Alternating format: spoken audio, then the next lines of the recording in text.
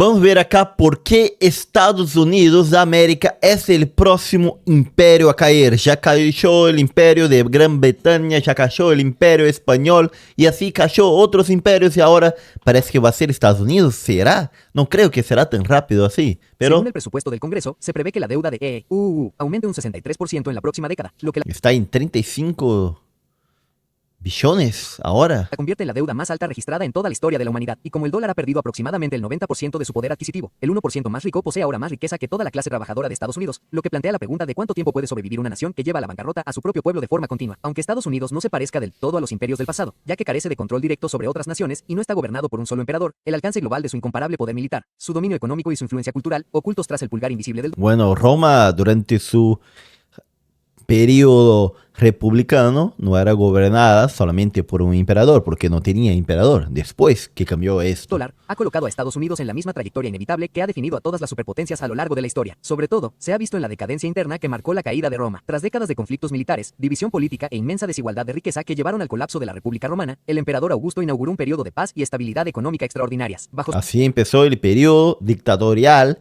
imperial de Roma internamente, porque para afuera ya era un imperio. su gobierno, redistribuyó la riqueza utilizando su propio dinero para comprar tierras para los veteranos, aumentó los impuestos a las élites de Roma para financiar uno de los primeros sistemas de pensiones, restauró el orgullo cívico empleando a decenas de miles de romanos para transformar Roma de una ciudad de ladrillos a una de mármol, y proporcionó a millones de romanos grano para mantener a sus familias, enfatizando cómo la prosperidad está arraigada en la inversión a largo plazo, mente y la estabilidad pública. Sin embargo, tras la catastrófica derrota de Roma en la batalla del bosque de Tubber, comenzaron a surgir las primeras grietas estructurales en los cimientos del imperio, ya que alteró profundamente la forma en que los ciudadanos romanos percibían su propia fuerza y las verdaderas intenciones de su poder, lo que indicó cuán dañinas pueden ser las desastrosas campañas de control e influencia en décadas de prosperidad. Tras la muerte de Augusto, el emperador Tiberio adoptó una ideología más conservadora al reducir significativamente el gasto público a pesar de la dependencia de la economía romana de la intervención estatal, reavivando la desigualdad generalizada, el desempleo y el deterioro de las infraestructuras. Pero el momento más definitorio de su reinado llegó después de que exigiera a los acreedores que invirtieran fuertemente en tierras italianas, lo que provocó un aumento masivo del crédito, elevó los tipos de interés, infló una burbuja inmobiliaria y, en última instancia, hundió el mercado inmobiliario de Roma. Estas consecuencias también provocaron incumplimientos y cierres en las instituciones financieras más grandes de Roma, lo que llevó a las familias adineradas a la ruina, paralizó el comercio, aumentó el desempleo y, finalmente, obligó a Tiberio a un rescate masivo sin intereses para rescatar a los bancos y a los acreedores de élite, lo que reveló cómo el coste de la riqueza concentrada y las economías sobreendeudadas recayó finalmente sobre el público. Y aunque el imperio finalmente se recuperó, este momento marcó el inicio temprano de una lenta decadencia compuesta que definiría la caída de Roma. Los siglos Pero estamos hablando de Tiberio. Tiberio es la mitad del siglo I y Roma va a caer en el siglo V. Entonces llevó mucho tiempo diciendo y todavía siguió expandiendo sus territorios hasta Trajano. Entonces, siguientes estuvieron plagados de gasto excesivo, líderes políticos hedonistas, una devaluación monetaria sin precedentes, una falta de inversión interna, mano de obra externalizada, guerras interminables, una inmensa desigualdad de riqueza y una lenta erosión del tejido moral. Después de periodos de grave colapso económico o guerra civil, surgiría un nuevo líder que prometía a Raspupa Restuda restaurar Roma a su antigua grandeza. El emperador VI, por ejemplo, irónicamente acuñó monedas con el título de Restorerbus o restaurador de la ciudad, a pesar de devaluar aún más la moneda de Roma al inundar los mercados con las monedas recién acuñadas y acelerar la inflación, donde el poeta romano juvenil resumiría más tarde la decadencia interna de Roma, escribiendo: si el viejo emperador hubiera sido asfixiado serpenteantemente, la misma multitud en ese momento habría sostenido a su nuevo Augusto. Se despojaron de su sentido de la responsabilidad hace mucho tiempo cuando perdieron sus votos y los sobornos. La multitud que solía otorgar el poder, los altos cargos, las legiones, todo restringe sus deseos y revela sus ansiedades por solo dos cosas: pan y circo, porque si les das comida y entretenimiento, nunca se rebelarán. Y aunque Roma pan y circo, ¿no? Esta vieja política de entretener a la gente para que no reclame tanto de su dura vida. creía que cada crisis era solo temporal, cada rescate, cada solución a corto plazo y cada autoproclamado salvador político solo empujaron al imperio aún más por un camino del que nunca podría regresar, un patrón que luego resurgiría en el ascenso de Estados Unidos. Desde que se convirtió oficialmente en la principal superpotencia del mundo en 1945, las inversiones industriales con visión de futuro de Estados Unidos, combinadas con ser la única gran potencia que no se vio obligada a reconstruirse después de la guerra, marcaron Mira, Estados Unidos es un imperio desde 1945 entonces, y después queda como el único imperio a partir de 1990, pero es un imperio muy joven para caer todavía. Por eso no creo que va a caer pronto Estados Unidos. No creo que quizás vea esto en mi vida, la caída de Estados Unidos. el comienzo de un periodo de inmensa prosperidad, pero con un apetito creciente por la guerra sin fin y el control implícito. Estados Unidos creó una condición perfecta para que floreciera una nueva ideología, cuando esto lentamente desplazó el poder del pueblo a manos de las corporaciones e instituciones gubernamentales. Pero si llega a caer Estados Unidos va a ser uno de los imperios de menor duración. Se va muy rápido. Como resultado abandonamos la rendición de cuentas que alguna vez exigieron líderes como JFK o las advertencias morales de Martin Luther King Jr. Y sostengo que si podemos gastar 35.000 millones de dólares al año para luchar en una guerra irreflexiva en Vietnam y 20.000 millones de dólares para poner a un hombre en la luna, nuestra nación puede gastar miles de millones de dólares para que los hijos de Dios se defiendan por sí mismos aquí en la tierra. En cambio, depositamos nuestra confianza en eslóganes, en particular la campaña de Ronald Reagan de 1980, hagamos que Estados Unidos vuelva a ser grande, obligando a la nación Alguien copió eso, ¿no? a vivir en un estado de recuerdo interminable en lugar de planificación deliberada, traicionando efectivamente a las generaciones futuras en busca de un fantasma del pasado. Y aunque la historia puede que no se repita, a menudo rima Ah, mira, acá pone 36 años. Acá puso 30 años. Ah, acá puso 5 años. Acá 5 años. Acá 60 años. Acá 63 años. Pero acá es muy joven. El imperio va a caer en 476 después de Cristo. Entonces faltaría un montón. Pero el imperio de Roma no empieza acá en 27 antes de Cristo. Empieza mucho antes. Mucho antes Roma ya es un imperio.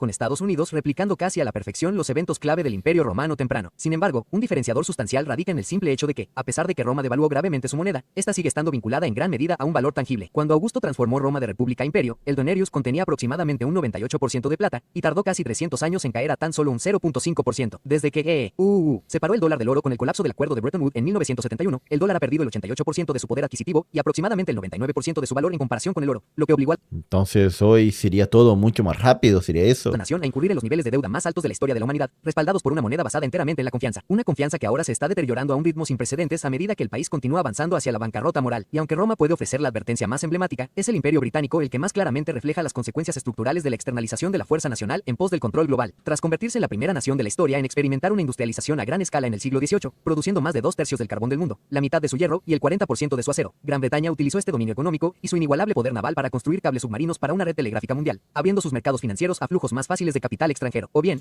Podemos decir que prácticamente el Imperio Británico duró más o menos unos 200 años, más o menos, por lo menos.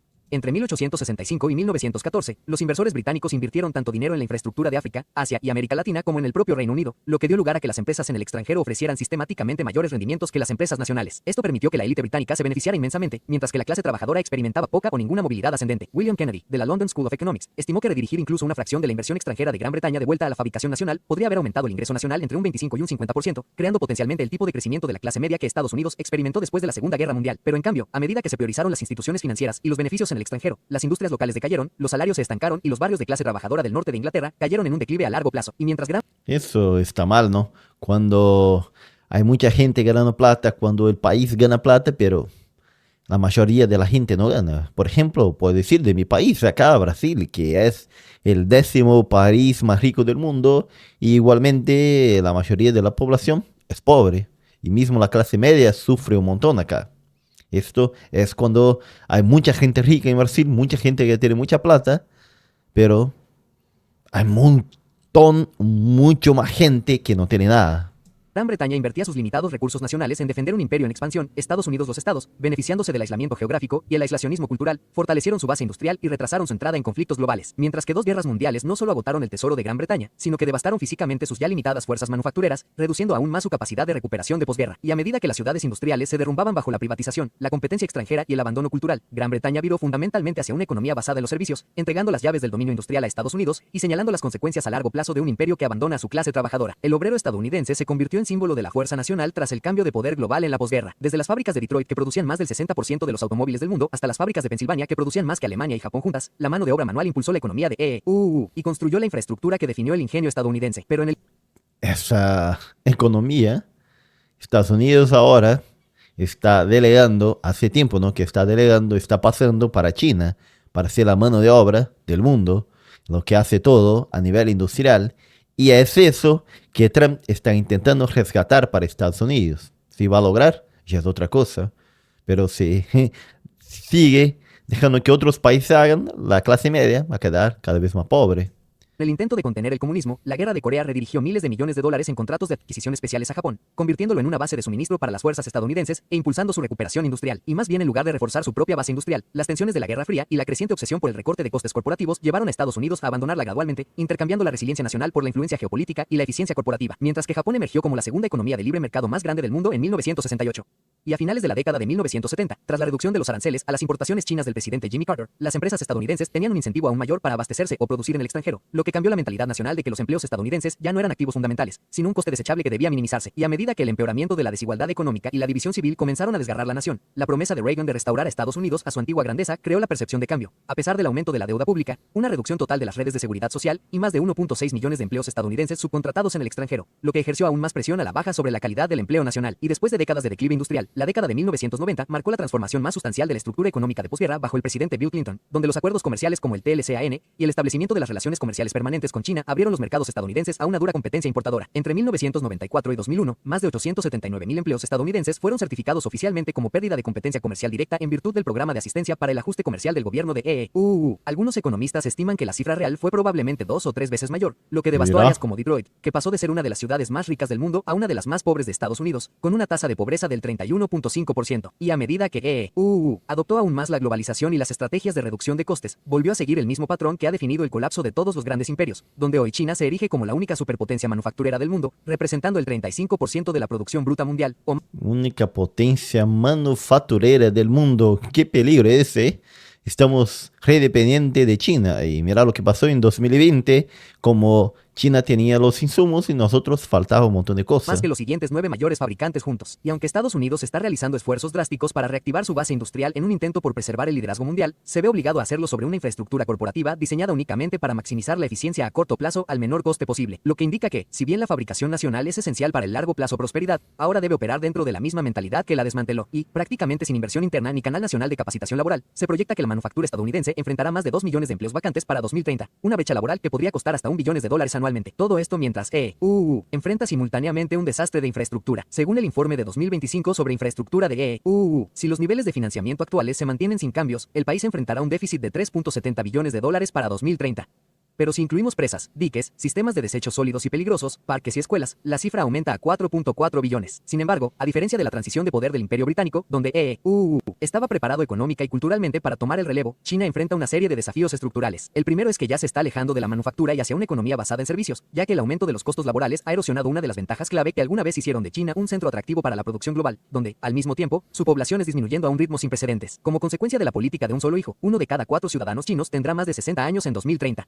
Se espera que esa cifra 1 de cada 4 alcance el 40%. ¿Va a tener un coste eso para China? Para 2050, lo que supondrá una presión aún mayor para los sistemas de jubilación y atención médica de la que se prevé que enfrente Estados Unidos. Y si se tienen en cuenta los pasivos ocultos, las estimaciones sitúan el verdadero índice de deuda pública de China en el 117%, solo un 7% por debajo del de Estados Unidos. Y de forma similar a como los economistas predijeron en su día que Japón superaría a para el año 2000, las previsiones similares realizadas en 2008 de que China superaría a para este año se han aplazado ahora a la década de 2040, con Ya me parece que a los pocos China está se estancando. Dudas de que realmente suceda, lo que indica que, a menos que Estados Unidos se enfrente a una grave catástrofe económica o mundial, sigue en una trayectoria mucho más parecida al pan y circo de Roma, donde el colapso ya no llega en forma de ciudades en llamas o estatuas derribadas, sino a través de una fuerza laboral abandonada, confianza rota, y una generación que ya no ve un futuro que valga la pena construir porque, a lo largo de la historia de Estados Unidos, la nación ha dependido fundamentalmente de enemigos externos para inspirar la unidad interna. Pero a medida que el país se ha ido distorsionando ideológicamente, ahora se está derrumbando hacia adentro, donde el enemigo es cualquiera que no se alinee con las creencias personales de uno. Los republicanos señalan hacia abajo a los considerados responsables de la decadencia social y económica, mientras que los demócratas señalan hacia arriba a la élite, ciegos al hecho de que sus queridos políticos también están sentados a la mesa de la codicia, donde décadas de fracasos políticos y la pérdida total de cohesión social no solo han llevado a la bancarrota a las generaciones emergentes, sino también a sus hijos. Priorizamos las complejidades de la IA y el último lanzamiento de teléfonos de Apple, mientras que casi 50 millones de niños siguen atrapados en un sistema educativo que no está preparado en absoluto para las exigencias del futuro. Se enfrentan a puntuaciones de lectura más bajas que en 1971 y con solo el 56% de los alumnos de cuarto grado que realmente rinden a nivel de grado en matemáticas. La subida de precios se achaca al salario mínimo, pese al alza en las acciones de los CEO, 1460%, mientras que los salarios por hora han crecido solo un 17.5%.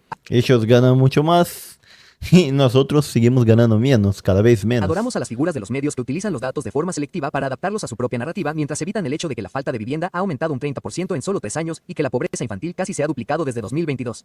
Los millennials y Gen Z convierten a la sociedad en un chivo expiatorio a pesar de vivir en el mercado inmobiliario más inasequible de la historia de Estados Unidos, todo ello mientras poseen solo una fracción de la riqueza que tenían sus padres. Y, sin embargo, nos preguntamos por qué el orgullo nacional se ha desplomado del 85% al 18% en solo la última década, mientras seguimos sumidos en guerras interminables, en una sociedad política absoluta, todo ello mientras el tejido mismo de la sociedad se ha desgarrado desde 2020, dejando que el futuro parezca uno definido únicamente por la codicia, la desilusión y un mayor caos. Y aunque se ha educado al público para que permanezca pasivo, hemos olvidado que lo que realmente hizo grande a Estados Unidos fue la búsqueda colectiva de un mañana mejor. Fueron los estadounidenses de a pie los que decidieron defender lo que creían que era correcto, no a través de la cobardía de la violencia, sino a través de la fuerza de la unidad, buscando la esperanza en lugar del odio. Como no fueron los funcionarios electos quienes acabaron con la vida de la clase trabajadora en los barrios marginales, fue Jacob Ree, un fotógrafo que expuso los horrores de las viviendas de vecindad y cómo vive la otra mitad, lo que llevó a Nueva York a aprobar una histórica reforma de la vivienda en 1890.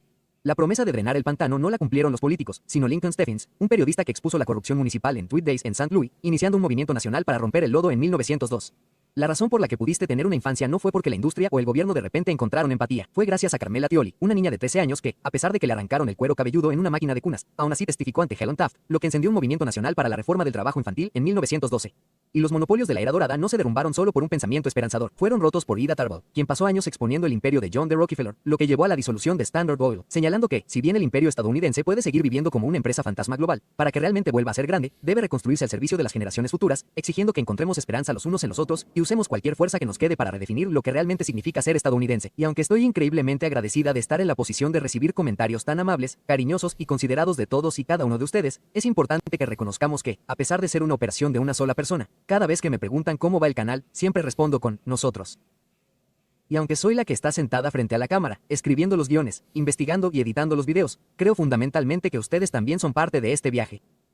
Que estamos juntos en esta búsqueda de un mejor mañana. No veo el sentido de tener éxito yo sola o de que esto sea un viaje heroico en mi parte. Yo no soy diferente a ti, me pongo nervioso antes de cada uno de mis videos. Tengo que pasar por todo este proceso justo antes de filmar para asegurarme de que estoy en el estado mental adecuado. Cada vez que voy a encontrarme con alguien, estoy en un viaje largo en coche, y pienso en mi cabeza, debería estrecharle la mano o darle un abrazo. Y siempre que estoy en un restaurante y el camarero me dice, disfruta de tu comida, yo digo, tú también. Y creo que es importante que reconozcamos que, si bien puede haber personas a las que aspiramos a ser así, no podemos considerarlas heroicas y que reconozcamos que tenemos que empezar a perseguir una búsqueda unificada y colectiva de un mañana mejor. Creo que es muy importante que, al asumir la responsabilidad y rendir cuentas sobre mí mismo, no importa lo que pase, O me Trump, presente continuamente, desde que investigue. começou o seu Gravo estos governo, videos. entrou outra resolveu coisa de fazer la uma nada. guerra tarifária. Em português. Seguimos. Casi terminando. Doy lo mejor de mí. Hago todo lo que puedo. Respondo a todos los comentarios que puedo, a todos los correos electrónicos que puedo. Hago todo lo que puedo en mi mejor poder. Que mientras hago eso, les pido que también asuman la responsabilidad y la rendición de cuentas sobre ustedes mismos. Si tienen el don de escribir y quieren ver un mejor mañana o se sienten frustrados por el lugar en el que estamos ahora, entonces escriban. Si tienen la capacidad de hablar, hablen. Si tienen la capacidad de entretener, entretengan. Si son creativos, creen. Si son capaces de crear negocios, entonces creen negocios. Y si no tienen esos dones, entonces ofrezcan lo que puedan a esas personas. Son igual de importantes. No hay jerarquía. Creo que es crucial entender que incluso si están haciendo lo mejor que pueden y aún así sienten que no es suficiente, es porque no pueden hacer más y por eso tienen que darse ese gusto. Y si sienten que tienen que hacer más, ser padre es un logro enorme. Ser esposo es un logro enorme. Ser esposa, ser madre, ser amigo, ser hermano, ser alguien que recoge basura al costado del camino o empuja una silla cuando alguien más no lo hace en un restaurante. La amabilidad se convierte en un cambio mayor. Por eso, solo digo que, como yo elijo continuamente presentarme, por favor, hagan lo mismo. Haré todo lo que esté en mi mano para perseguir constantemente un mejor mañana. Quiero ver prosperar a Estados Unidos. Quiero redefinir lo que significa ser estadounidense, y creo que es hora de que, en lugar de hacer que las cosas vuelvan a ser geniales, empecemos a mirar hacia adelante. Quiero tener una familia. Quiero saber que cuando mire a mis hijos a los ojos, he hecho todo lo que estaba en mi mano para darles la mejor oportunidad de tener potencialmente un mejor mañana. Por eso, espero que este video haya podido aportar algo de valor. Hasta la próxima, adiós. Muy bien. No creo que ninguno de nosotros cambiaría su lugar por ninguna otra persona o generación. La energía, la fe y la devoción que aportamos a este esfuerzo iluminarán a nuestro país y a todos los que lo sirven. Y el resplandor de ese fuego puede realmente iluminar al mundo. Vamos a ver qué dice la gente acá en los comentarios. Acá. El pueblo estadounidense está tan distraído con el tema rojo contra azul que ignora por completo que en realidad se trata de ricos contra pobres. Qué gran verdad, ¿no? Qué gran verdad. Sorry. Lo siento, niño. Papá Besos necesita su yate número 53.